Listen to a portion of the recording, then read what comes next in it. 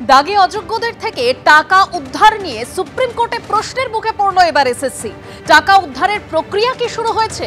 এসএসসির আইনজীবীকে প্রশ্ন করেছেন মাননীয় বিচারপতি। এখনো শুরু হয়নি, জবাব দিয়েছে স্কুল সার্ভিস কমিশনের আইনজীবী। দাগি নন, তবু পরীক্ষায় বসতে দেওয়া হয়নি, এই আর্জিতেও মামলা দায়ের হয়েছে। চাকরিহারাদের একাংশের মামলা খারিজ করে দাগিদের থেকে টাকা উদ্ধার নিয়ে প্রশ্ন করেছেন বিচারপতি। ঠিক কি হলো আজ আদালতে, আরো বিস্তারিত আমরা জানবো। আমাদের প্রতিনিধি বিজেন্দ্র সিংহ রয়েছেন টেলিফোন লাইনে। বিজেন্দ্র, কয়েকটি প্রার্থী আজকে সুপ্রিম কোর্টে দ্বারস্থ হয়েছিলেন এবং তাদের অভিযোগ ছিল যে তারা দাগি নন, কিন্তু তাদেরকে পরীক্ষায় বসতে দেওয়া হচ্ছে না। কলকাতা হাইকোর্টে তারা গেছিলেন, কলকাতা হাইকোর্ট তাদের মামলা খারিজ করে দিয়েছে। কলকাতা হাইকোর্টের রায়কে বহাল করেই আজকে সুপ্রিম কোর্ট বলেছে কি আপনাদের তো দেখাই যাচ্ছে কি আপনারা দাগি। যখন আপনাকে টিচিং থেকে বারণ করা হয়েছিল, আপনাদেরকে পুরনো অর্ডার আসার পর আর পড়াশোনায় যাবেন না, আপনারা টিচিং করবেন না, সেটাই তো স্পষ্ট সিগন্যাল ছিল কি আপনারা দাগি, এই জন্য আপনাদেরকে আবার টিচিং এ অ্যাপয়েন্ট করা হচ্ছে না। যখন সুপ্রিম কোর্ট ইন্টারিম অর্ডার দিয়েছিল যেখানে বলা রয়েছে যে ডিসেম্বর অব্দি টিচাররা পড়াতে পারবেন যারা দাগি নন, সেক্ষেত্রে আপনারা সেটাই আপনাদের জন্য ইঙ্গিত ছিল।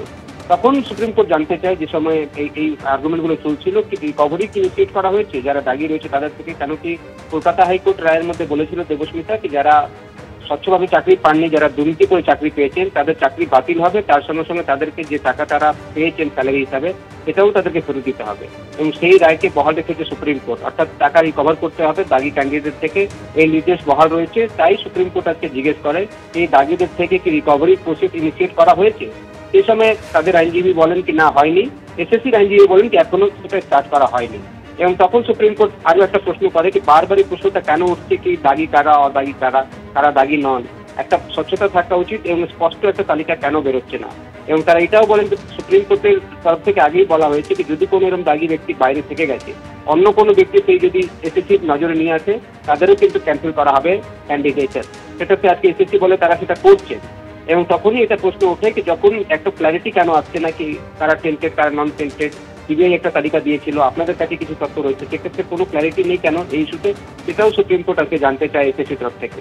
আমরা দেখলাম যখন হিয়ারিং কমপ্লিটের দিকে ছিল তখন একজন আইনজীবী মেনশন করেছেন আজকে কোর্টের কাছে কি 3000 এরম রিক্রুটমেন্ট করা হয়েছিল 2016 প্যানেলে, যারা প্যানেল এক্সপায়ার করে যাওয়ার পর তাদেরকে অ্যাপয়েন্ট করা হয়েছিল এবং তাদের মধ্যে অনেকেই এবার পরীক্ষায় বসেছেন। সেক্ষেত্রে কেন এই দাগিগুলোকে অ্যালাউ করা হয়েছে সুপ্রিম কোর্টের কাছে তারা হস্তক্ষেপ চান। সুপ্রিম কোর্ট আজকে কোনো হস্তক্ষেপ করতে চায়নি, তারা বলেছেন কি এখন পরীক্ষা হোক, পরীক্ষার পর তারা দেখবেন কি এটা নিয়ে করা যায়। ধন্যবাদ বিজেন্দ্র। পুরনিয়োগ দুর্নীতি মামলায় অয়নশীলের জামিনের আর্জি খারিজ হয়ে গেল। অয়নশীলের জামিনের আর্জি খারিজ করে দিল সুপ্রিম কোর্ট। এটা কোনো সাধারণ মামলা নয়, ওয়েবার শিটে কারচুপি করা হয়েছে, হাজারে হাজারে পরীক্ষার্থী প্রতারিত হয়েছেন, পর্যবেক্ষণ সুপ্রিম কোর্টের। এসএসসি দুর্নীতিতেও ওয়েমারে কারচুপি করা হয়েছিল, তবু তৎকালীন শিক্ষামন্ত্রী পার্থ চট্টোপাধ্যায়কে একটি মামলায় জামিন দিয়েছে সুপ্রিম কোর্ট। আদালতে সওয়াল অয়নশীলের আইনজীবীর। অয়নশীলের জামিনের আবেদন খারিজ করে দিয়েছে সুপ্রিম কোর্ট।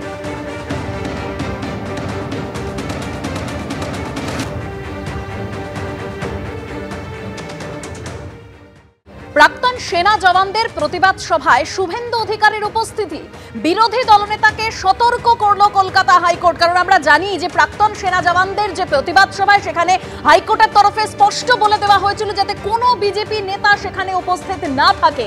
আর এবার সেখানে শুভেন্দু অধিকারীর উপস্থিতি, বিরোধী দলনেতাকে সতর্ক করে দিল কলকাতা হাইকোর্ট।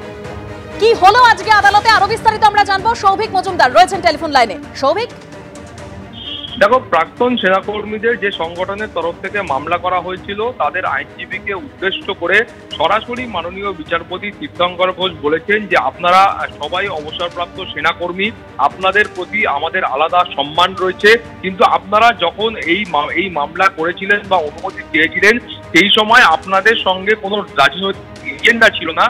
কিন্তু এখন দেখা যাচ্ছে যে অভিযোগ করা হচ্ছে সরকারের তরফ থেকে, সেই অভিযোগের ভিত্তিতে সেই এজেন্ডা কিন্তু প্রকাশ্যে আসছে। এর পরবর্তী ক্ষেত্রে মাননীয় বিচারপতি বলেন যে আদালতের সঙ্গে জাগদারি করলে তার ফলাফল কিন্তু ভালো হবে না।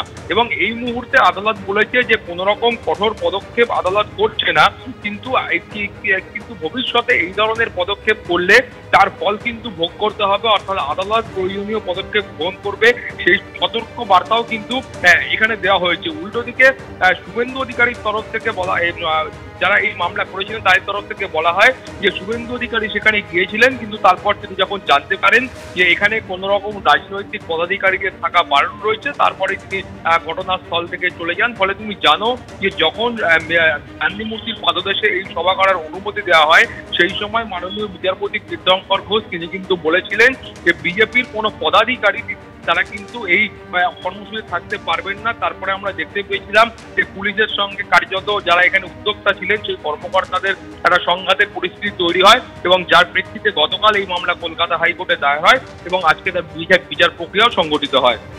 ধন্যবাদ সৌভিক।